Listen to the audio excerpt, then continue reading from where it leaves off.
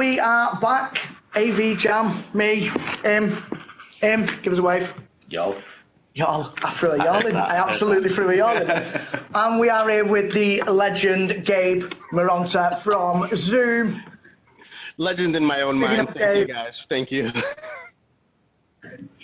Bigging up Gabe. Gabe has kindly decided to join us and chat a bit of nonsense for a bit. He kept crashing Basecamp, didn't he? He kept crashing. Yeah, I've got some. I've got some little floating head back there, like. we can share a couple of those clips, but he kept crashing Basecamp. Nah. Anyway, absolutely all the time he was. Did you crash any others? Because I got dragged onto a few. Yeah, I got Joe Way, the higher ed. I heard that section with Chris Neto was brilliant. Yeah, he conked me with a beach ball, so I had to come and join him. So, as you do. That's worth listening to. Watching. Yeah, no, it was good. I like talking. Kind to other podcasts on. We're kind to Joe because we love Joe. Yeah, no, he's gonna say higher ed is a really good market. It's not AV Jam, but it's a good market. So we've got Gabe. We're going to talk Zoom, obviously. There's a bit of logic with that. Let's talk rooms. We'll go Zoom rooms. Let's do it. Because you guys came out of nowhere. You seem to have gone 0 to 100 miles an hour in terms of quality of the room experience, right? Yeah. So there was a conscious decision to take rooms seriously. There was absolutely a conscious decision to take Zoom rooms seriously. Obviously, Zoom rooms started before I got to Zoom, but this was something that when I joined, they were all in on. And that's part of the reason that attracted me to it because, having been in the AV industry, you see a need. Clients have a separate need. They speak with integrators and not all integrators are built the same. We all know this. Some of them are pushing boxes. Others will partner with end users to find the best solution possible. What Zoom Rooms comes in and does, we take the complication out of the equation. Basically, we come in, we simplify it. Zoom has an entire team basically dedicated to testing everything. Everything is basically available on the Zoom website. You can see everything that we have tested, everything that we recommend, everything that we have certified to work with Zoom. And we also partner with integrators. We have a huge integration partnership team. We want to work with the integrators. We want you guys to have projects and say, hey, how can I leverage you to integrate this Zoom Rooms? Because people look at Zoom Rooms and it's not the traditional hardware codec. It's software based. You can install it on a PC or a Mac Mini and we work with you. And we also have Chrome OS as well. And, we work with you. We want you to successfully install Zoom Rooms. We want there to be global adoption of the Zoom Rooms platform. And that's what, there's been such a push toward it that we've basically have had to adapt to it and say, hey, this is what we're going to do. We're going to push everybody to Zoom Rooms. We want people to not only have Zoom desktop, we want that same seamless experience that they're enjoying on the desktop version, what I'm using now, to have that same experience in these Zoom Rooms. And that's something that people were coming to us and like, we really like the desktop client. We really like the mobile client. How do we get that in the video conference room, in our corporate room, in our meeting room solution? And that's something that we've gone all in on. That's something that we have worked very tirelessly and, vigorously to basically promote and push out there globally. So. Was that always as well from kind of day one, or was the whole idea that we're doing this from a software point of view and rooms added on extra, or was it always the end goal to have the full kind of portfolio, the full package? I can't speak to what the original vision was. I wasn't there for when the original vision was, created. But I know that since From my time here, that's been the goal. My 2 years here, it's just basically been Zoom all in. Everybody, let's just try to get everyone on Zoom rooms. You know, my role, I don't really deal with the desktop clients. I mean, I only deal with clients that want to deploy Zoom rooms in either their AV existing AV system. So we try to figure out how to retrofit Zoom room into their infrastructure, or it's a completely new build, or we work with them. It's like, you know, because not everybody, you know, everyone's seen it on Amazon or online. You have the Zoom room kits, whether it's from Logitech Meetup, you know, Crestron Flex. You know, we have different hardware companies that we've partnered with that have really great solutions. But what we do also is we want to work with you guys. We want to integrate Zoom rooms into already existing infrastructure, because coming from the integration background that I have and that you guys have, we know what it is. Somebody will call us, be like, well, I want to change from this video conference system to this video conference system, but I don't want to lose my projector. I don't want to lose, you know, my processor because we don't have the money for that. Maybe that's a day two thing. How can we get it to work with this? And we work with them to basically figure out what's the best way to give them what they need without really making a huge dent in their pocket, and with not having it completely disrupt their workflow.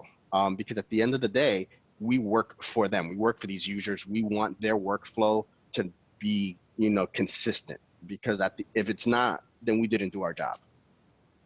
So I like that.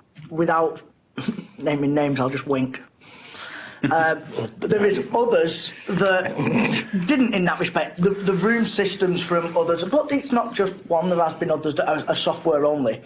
The room has always been an afterthought, totally an afterthought, and it's always been laptop at the end with a webcam and all huddle around that and good luck. See what worse than an afterthought, because the crappy peripherals from brands you've never even heard of. Yeah. No, totally, and I think it's nice from your guys' point of view that you yourself, you're coming in from an integration background. You're talking about Zoom rooms, you're dealing with them, you're working with them, you're installing them, but you're coming from an integrated background. And you know yourself, if you couldn't integrate that in, you've just lost half your battle. Absolutely. As you've already said, how many times are you going in and saying, look, we're going to move from platform A to platform B? We can do that nice and easy with a handful of licenses, but we still need room to function. But we're not going to rip and replace 30 grand's worth of kit. We just need to change a codec. Yeah. And it's good that you guys have been working with that to allow standard AV connections, standard APIs to allow us to use third-party control if it already exists. Yeah, and you know, I think there's a lot of misconception about that. You know, Zoom, you can use Zoom rooms as a standalone kit, all basically with the iPad controller or Android controller, and you know, you don't have the usual doohickeys that you have, all the features that you have, but that doesn't mean that you can't use it. You know, I've had this discussion with a few integrators, and I might have insulted a couple down the line, where I say, hey, you know, I was where you are. I was an integrator, and I had to be creative. Like, guys, this isn't that complicated. Get creative. Like, this is what we get paid for. You know, like, figure it out. I mean, yeah, I can do. Half of the legwork is done, but let's get there. Let's finish this up. Like, how do we get to the finish line from there? You know, how do we deliver this to the client? At the end of the day, it's not complicated, which is what I think people overcomplicate it, is because they see it as not complicated. There has to be something that's complicated. It's like, no, there isn't. Yeah. See, I agree with that, and I reckon we're all the same in that respect, that there's no difference. Just because it's a software-based codec to a hardware-based codec, it's almost like people have a disconnect between the two, but it's the same thing. Gabe's right. The way that this industry talks about something, because it's a kind of a specialist, or was a very specialist industry, you want to talk about something for longer than just 5 minutes to say, it's that easy. You click this, you connect, you see the person you want to see, that's it. Right? There's nothing more for me to tell you. But some people can't stop there. They almost want to overcomplicate it enough to prove their worth. Exactly, yeah. AV people want to overcomplicate it just for that reason. Yeah, you're right. I like that. Cut measurements. And this comes back to a deeper industry conversation that we've all had with some of our peers, is partner with the end user. I guarantee you, like some of my previous clients and, prior to Zoom, I would partner with them, try to understand what do they need? What do they want? How will this work for them? Does this not work for you? Then this doesn't work for you. If it doesn't work for you, it doesn't work for you. Like, let's find something that works for you. And they would come back to me every single time. And it's like, well, and I'm like, well, I'm not with this company anymore. It's like, yeah, but I want to work with you. And I'm like, okay, like, sure. Like, that works for me. Like, okay, great. You make me look good. Okay. So how have you found it going from integrator to manufacturer in the way that Zoom steamrolled the US and the UK and everywhere else in the world? What's it feel like to be on the inside of that bubble? Feels great, I gotta tell you.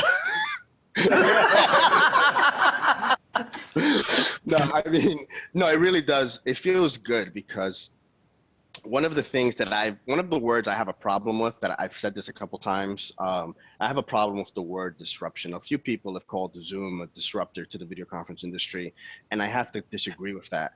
Right now I'm talking and any one of you can talk over me, and that's both a disruption or an interruption, but then I continue to talk.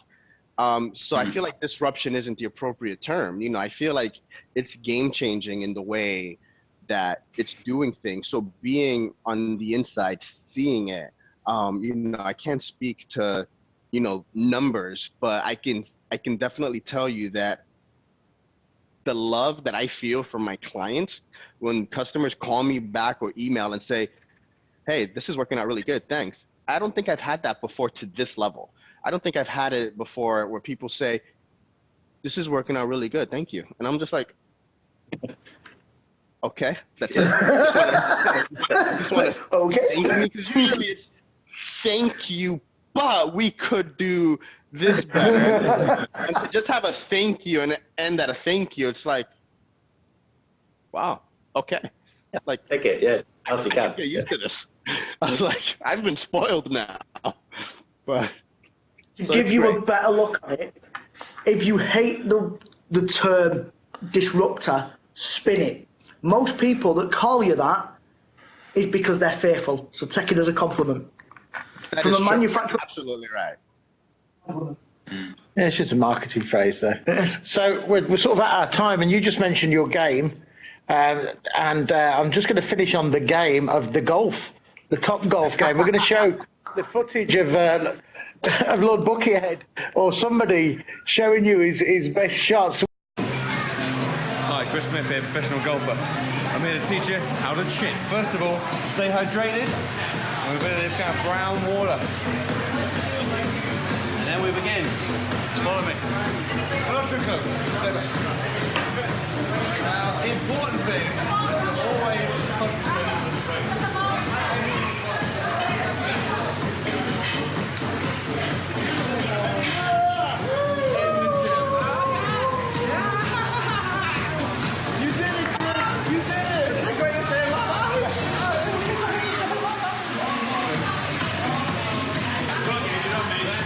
That's how it's done. What was that like? Look, I wasn't there. I was at home being bored, so that looked like a good night. It was night a good laugh, for you right? guys. We didn't know what to expect really, and No. it was none of us properly played golf, and it was just a bit of fun. I clearly sucked. Everyone sucked. You came out. You top. won, didn't you? With some No, dodgy score counting. I want my points back, I'll be honest.